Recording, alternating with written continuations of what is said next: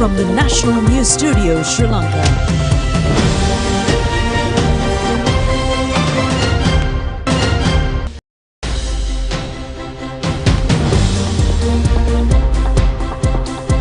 Good evening. This is the National News Telecast. I'm Moin Hettiarachi. And I'm Lajli Anand. And these are the top stories making headlines for tonight.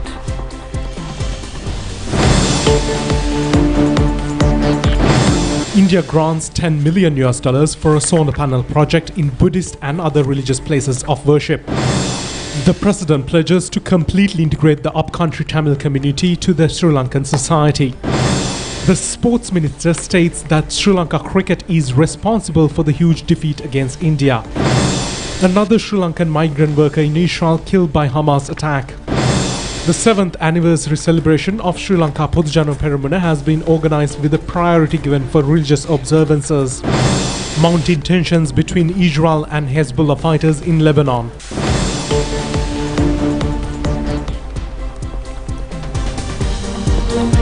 Now to those and more stories in detail on the day's top story. Solar power panel projects will be initiated in Buddhist and other religious places of worship in Sri Lanka under Indian aid. Indian government has donated a sum of $10 million for this purpose. A meeting between President Ranil Wickremesinghe and visiting Indian Finance Minister Nirmala Sitharaman was held yesterday at the President's house in Colombo Fort. The two leaders focused attention to further strengthen prevailing historical and cultural relations between Sri Lanka and India. Indian government provides financial grant of $15 million for this broader project under a concept of Prime Minister Narendra Modi. Exchange of bilateral documents were conducted by Indian High Commissioner to Sri Lanka Gopal Bagle and Secretary to the Ministry of Religious and Cultural Affairs Somaratna Vidhana Patirana. The first project implemented under the funds is to set up solar power panels in the Buddhist and other religious places of worship island-wide. A sum of $10 million will be spent for this purpose.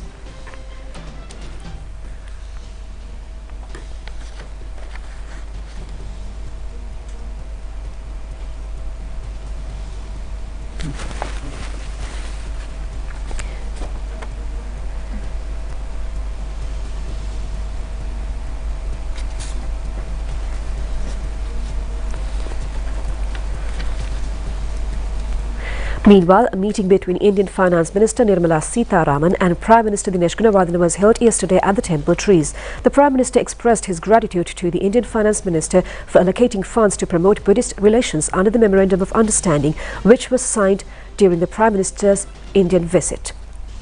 India has granted 1.07 billion rupees to Sri Lanka. Out of the amount, 824 million rupees will be set aside for the promotion of Buddhist relations. The Indian Finance Minister said that they praised Prime Minister's striving attempts to enhance Indo-Sri Lanka friendship and cooperation.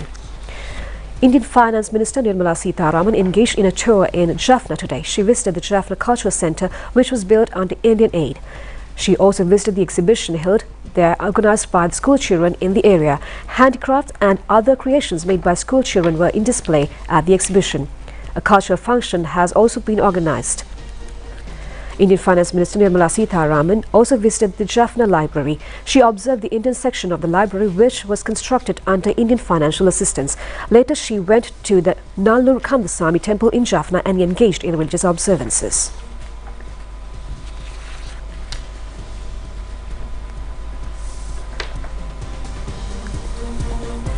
President Ranil Wickremesinghe, speaking at the NAM 200 celebration, emphasized the goal of moving the country forward by uniting all its citizens.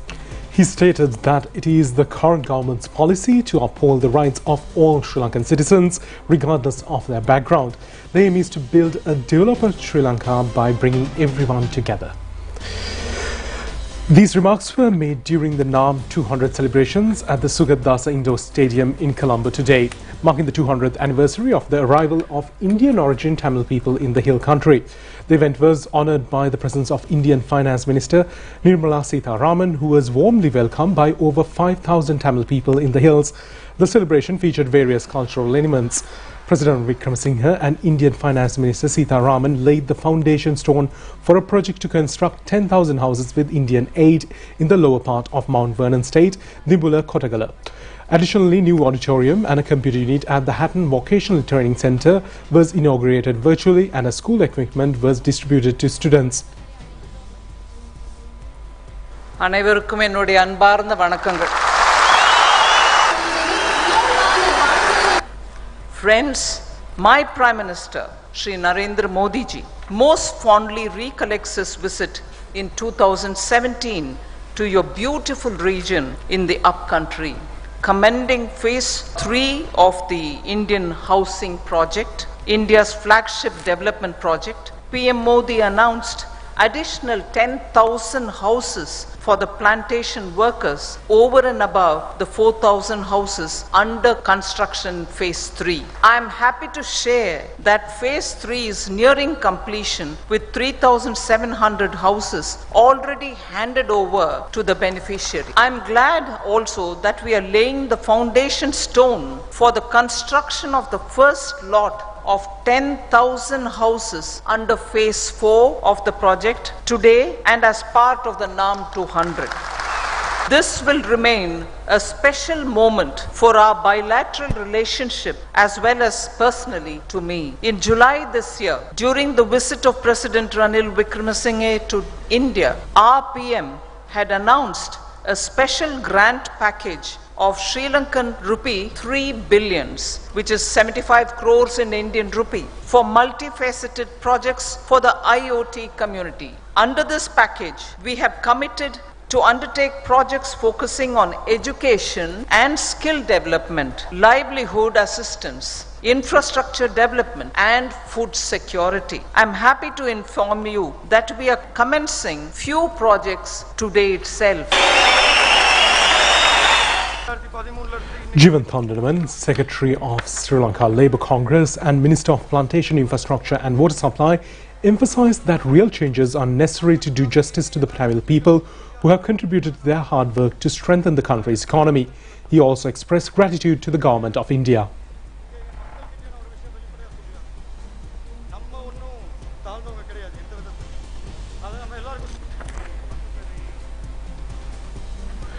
Prime Minister Dinesh Gunawardena also spoke at the event and recognized the significant contributions made by the upcountry Tamil people, particularly in promoting Ceylon tea and contributing to the development of Sri Lanka over the past 200 years.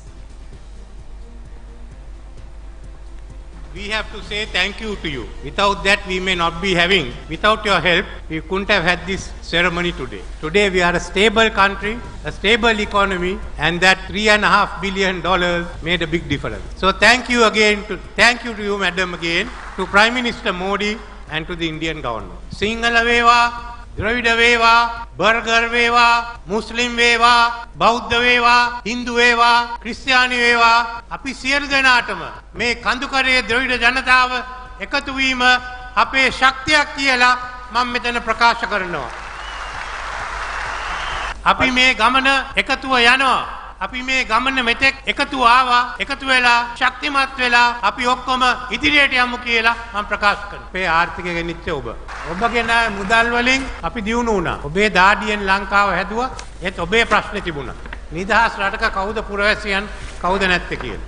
අනික් රටවල් වාගේ සියලු දෙනාම පන්නලා දාන්න ඕනේ කියලා අපි කිව්වේ. President Ranil Wickremesinghe acknowledged that the Indian Prime Minister Narendra Modi for contributing to Sri Lanka's financial stability, praising the support provided for successful event. He also commended the Indian Finance Minister Sitharaman for her dedication for the cause. Furthermore, President stated that the celebration marks the beginning of a new journey for the Hill Tamil people, and the government is committed to providing them with land titles and ensuring their right to education.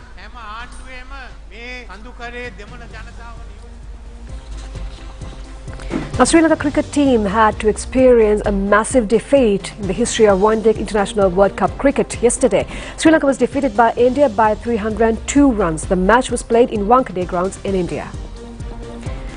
Winning the toss, Sri Lanka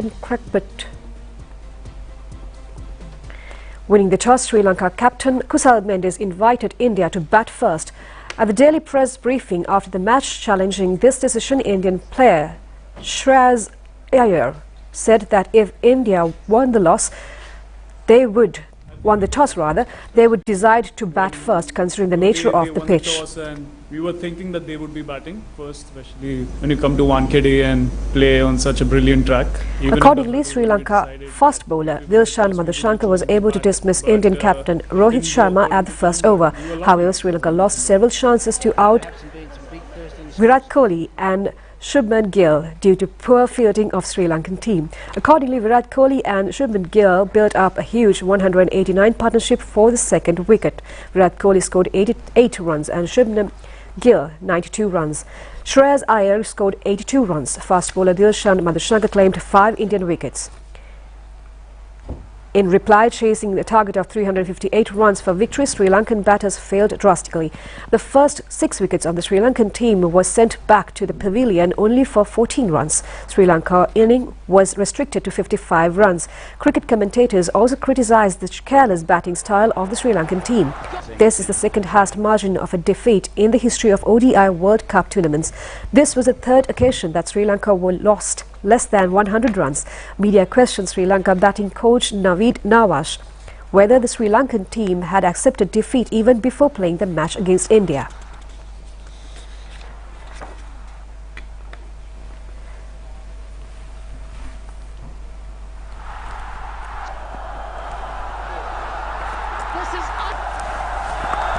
He's on target.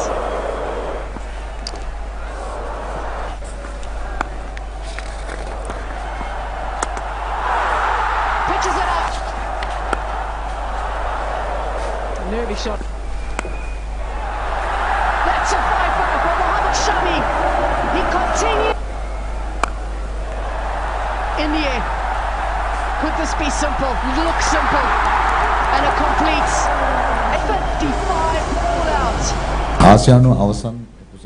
Answering the question, Sri Lankan batting coach Naveed Nawaz said that he was not sure about it and Sri Lankan team needs a physiological support to boost the morale of players. මං හිතන්නේ ධම්මිකවා හරි මටත් ඒක හිතුණා මං හිතන්නේ අපි ක්වොලිෆයර්ස් යන්න කලින් අපි සයිකොලොජිස්ට් කෙනෙක් ගෙනල්ලා ඔය ඔක පටන් ගත්තා. නමුත් ඒක කන්ටිනියු වුණේ නැහැ. මොකද අපේ ලංකාවේ අපිට ඒ ගැන පළපුරුදු තියෙන කට්ටිය ගොඩක් අඩුයි. ඉතින් අපි දැනටත් එක්කෙනෙක් ක්‍රීඩා අමාත්‍යාංශය හරහා එක්කෙනෙක් වැඩ කරගෙන යනවා. Cricket fans also expressed their views regarding this humiliating defeat. Cricket fans said that they really disappointed due to poor performances by Sri Lankan players. They severely criticised the unprofessional manner of Sri Lankan cricketers in facing the Indian team. Fans also criticised the role of Sri Lankan cricket and the selection committee. Cricket is a sensational game for about 22 million sport lovers in Sri Lanka. Attention of the world cricket lovers were focused at the Sri Lanka cricket team when Sri Lankan team headed by Arjuna Ranatunga won the World Cup in 1996. Since then, Sri Lankan team and the players individually set many records in the one-day cricket history. Kumar Sangakkara is the third highest scorer in the World Cup cricket tournaments. Angela Matthews has a record of second fastest half-century. Muttai Muradharan is the second most wicket taker in the tournament with Lasith Malinga at the third place. Lasith Malinga is the only bowler who has claimed 4 wickets in 4 consecutive balls. Sri Lanka also became runners-up in 2007 and 2011 World Cup tournaments. Cricket fans question about the current pathetic situation of the Sri Lankan team. They have pointed out the importance of conducting a thorough investigation into this matter to revitalize the team spirit again. Meanwhile, Sri Lankan cricket has said that a clarification has been called up from the entire training staff and the selection committee regarding this failure of the team.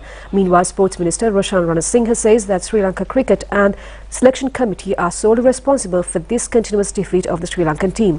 The minister requests the cricket lovers to continue their support for the team without discouraging any player.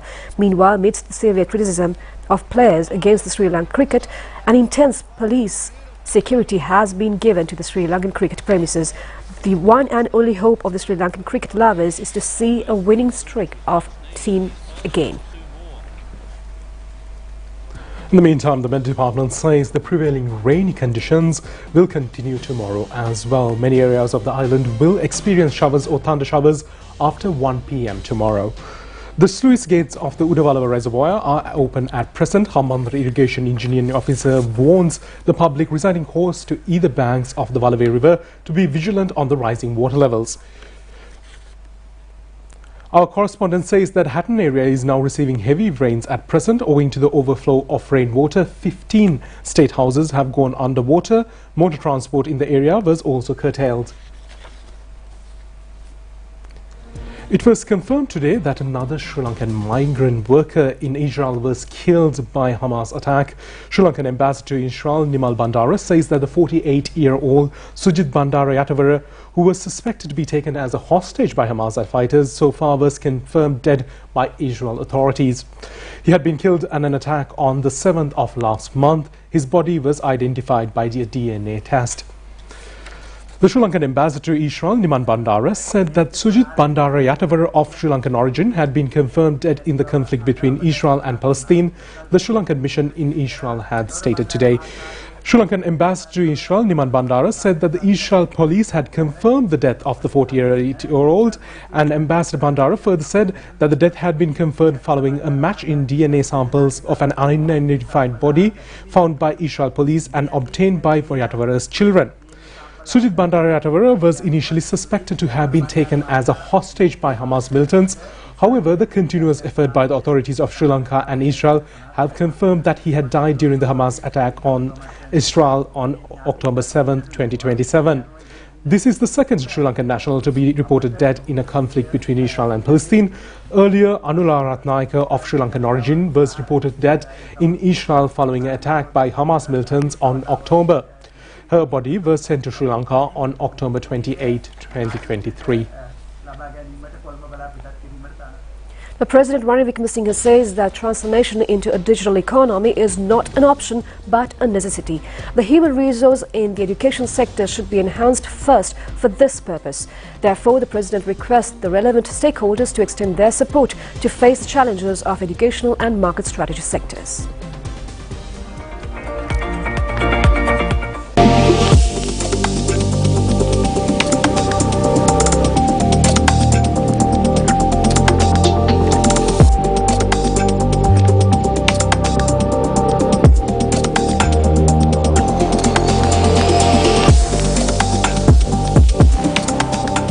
Firstly, I must commend the State Minister who had the idea of getting everyone involved in the digital economy together over a period of 2 weeks. That the country's attention has now come on to the steps we are going to take to develop the digital economy. I must commend the prize winners from the schools and commend them for what they have done, and I hope there will be many more in time to come for whom the awards will be made. The harms that can come from AI, that's something that we will have to follow. Firstly, we need the personnel. We need the human resources. As the Minister of Education said, the school system is not fully geared. How can you supplement the school system? How can you all help out in the school system? We can even work together, sharing costs if it's of benefit to the school system. So that's the first. How do you train the teachers? How do you get in? How do your personnel come in? In the short term, we need a crash program for the school system. Secondly, training after school, whether be at technician level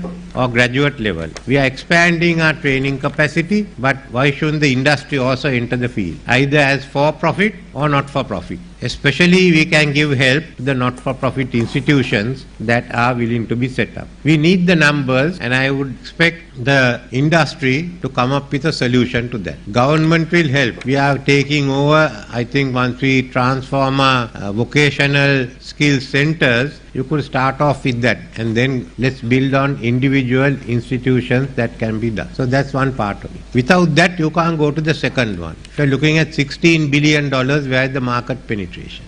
How do you achieve market penetration? What we are to what we want to be. There has to be a plan for market penetration, where we are going to work, how we are going to achieve it. Now those are the issues that we have to address, and that has to be addressed again by the industry, by all of you. Now, in a significant development, Sri Lanka is making notable strides towards combating climate change and transitioning into a green economy. Speaking at an international forum, President Ranil Wickremesinghe outlined the country's ambitious plans for the environment, sustainability and economic growth. The President made these remarks at the first International Climate Change Forum at Temple Trees yesterday. We are going to have excess green energy, not merely solar, wind power, hydrogen, but is what we are now focusing on. And Sri Lanka at the moment do not have the expertise to make the plans. So we are reaching out to the multilateral development banks and to our bilateral partners to get that expertise to put together a new plan. We are in our transition to the green economy. I already presented the climate prosperity plan last year, and this year at COP28 we will bring the net zero plan. In keeping with the Secretary General's request and call to accelerate the implementation of the plans, we are looking at see whether we can reach net zero by 2040. It is not impossible. It can be done. So firstly, Sri Lanka economic strategy is to go for high growth, to see what we can raise commercially. I'd like to see most of the money is raised commercially through the different instruments available, financial instruments as well as investments. It's a tough task for Sri Lanka, but let's take the challenge and go ahead to be one of the first countries and the first country in the region to have a green economy. We have many firsts, so we can add this to it. Secondly, to promote this change in Sri Lanka as well as in other countries, we have now committed ourselves to establishing the International Climate Change University, ICCU, a common platform which will help us and all those nearby. I am talking with the Maldives government of the ability to have a small island center in Maldives. So that is our second contribution to the Sri Lanka as far as climate change is concerned. I would like this university to be an international stakeholder university, not a Sri Lankan university. We've already set apart 600 acres overlooking the Kotmale Reservoir for this university. Thirdly, Sri Lanka is building its capacity on climate finance. When we look at the scenario, the capacity on climate finance and the discussions are limited to mainly to the north, to the multilaterals and a few of the larger voices such as China.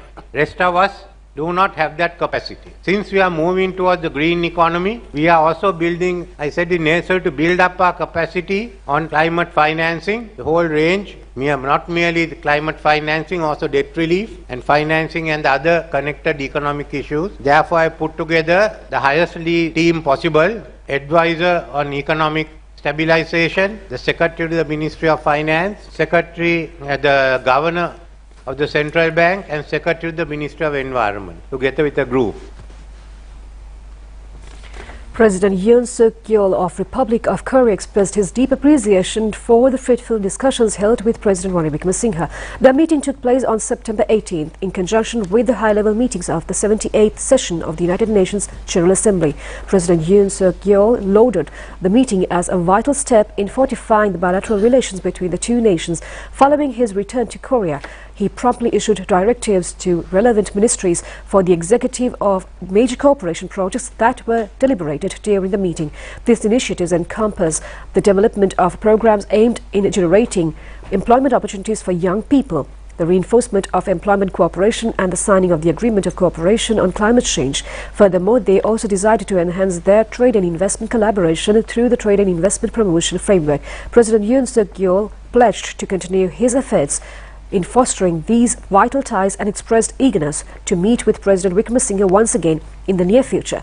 In closing, President Yoon Suk Yeol extended his warmest wishes for President Wickremesinghe's continued good health, emphasizing the shared commitment to furthering the bonds of friendship and cooperation between their countries. A new railway general manager has been appointed. Chartered engineer KW Bandara assumed his duties today. He is the 32nd general manager of Sri Lanka Railways. A function in this regard was held at the railway headquarters with the participation of Minister Dr. Bandula Gunawardena, State Minister Lasanthala Giavanna and several other top officials. Mr. Bandara joined the Sri Lankan Railways in 1996 as an assistant district engineer, and he has completed 27 years in service in the department. Minister Dr. Bandula Gunawardena said that 3,000 employees have been recruited to the department with permanent appointments. The annual expenditure of 48 billion rupees is to be reduced up to 42 billion rupees, and the 2.6 billion annual income has been increased up to 11.6 billion rupees. An all-night prayer chanting ceremony is being held at the Sri Lanka Podujana Peramuna party headquarters in Battaramulla to mark its 7th anniversary. Former President Mahinda Rajapaksa and Gotabaya Rajapaksa, Prime Minister Dinesh Gunawardena and many party supporters are participating at the prayer chanting ceremony. It has been organised by the founder of the party, former Minister Basil Rajapaksa.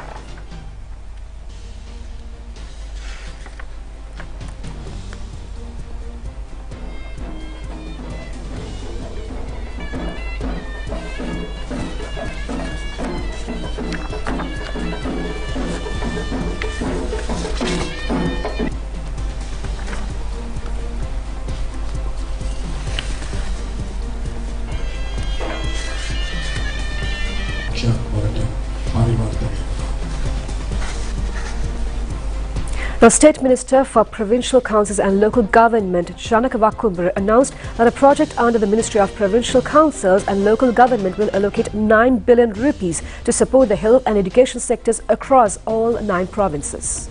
Additionally, he informed that 8,409 non-permanent employees working in the local government agencies under the provincial councils will transition to permanent government services pending cabinet approval.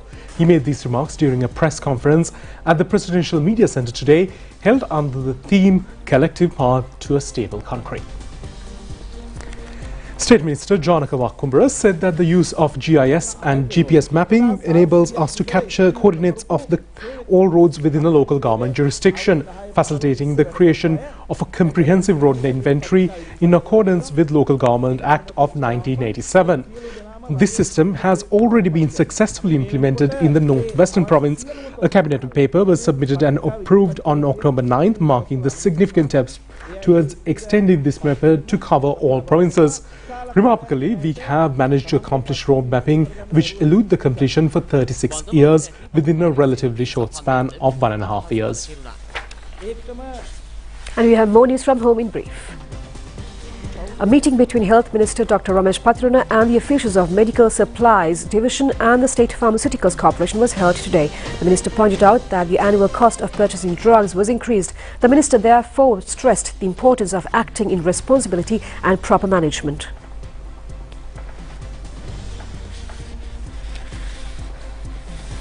Projects prepared by the final year students of Engineering Faculty of University of Peradeniya were launched today. The film titled Kandak Sema was launched yesterday. Sumitra Rahubadda, Samanali Padmakumara, Jayant Hettiarachi and Professor Ashu Marasinghe are co-producers of the film. Director of the film is Ashoka Attawundahetti. State Minister Diluma Munugaba says that major systems to pay back loans in increasing exports and promoting investments in the export sector. He made these remarks at a ceremony held yesterday. The 23rd Exporters Forum was held yesterday at the Export Development Board Auditorium under the patronage of State Minister Diluma Munugaba. It was organized by Sri Lanka Export Development Board. State Minister Diluma Munugaba said that the situation in the country has developed at present. The government has not yet restarted paying back loans. The President has mediated a restructure with debt successfully. Sri Lanka can obtain further debts from various creditors. However, there should be a system to pay the loans back. Now, Minister Vidura Vikramanayake says that measures will be taken to enlighten the tourists who come to visit Sigiriya about its background and a more systematic manner. The minister made this comment joining a tour in Sigiriya yesterday. The minister further said that a plan has been prepared with the support of all state and private sector institutions regarding the places of cultural value and tourist attraction. An awareness program was held recently about Sigiriya under the title of Our Heritage and Our Talk. It has been organized by the Director General of Central Cultural Fund, Professor Gamini Ranasinghe. He pointed out that because of the new excavations conducted recently, local and foreign tourists will have to stay there for over a period of 24 hours to fully study the new information. Under the new plan, tourists will have the opportunity to visit the Ambulla Rock. நான் bank போயிட்டு வரேன். இப்ப